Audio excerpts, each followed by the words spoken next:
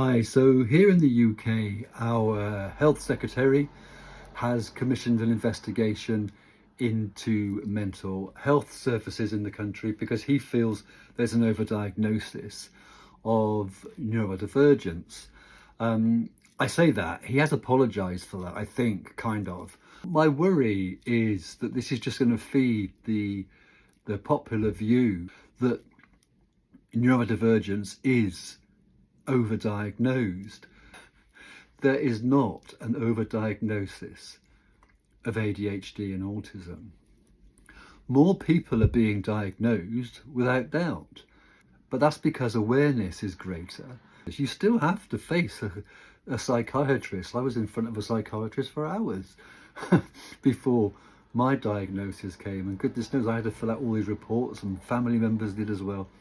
You know, it's not an easy process. And I would say to people like Wes Streeting, talk to people with lived experience, people who have self-medicated for years, alcohol, cannabis, nicotine, caffeine, whatever it might be, in copious quantities to soften the edges and to gain that level of dopamine they need to just function as a human being.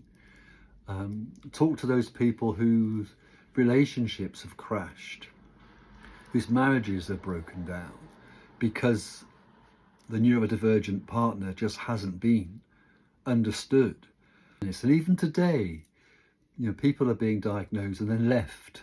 That seems to be the common experience. This is why people like me are training as ADHD coaches, because you know, we want to be able to reach out to people and support people. So there is a bit of a mess that needs sorting out, and perhaps this inquiry will look into that. I really hope that Wes Streeting will genuinely talk to people with lived experience, people diagnosed as kids, and people diagnosed much later in life, as I was, to get the full picture.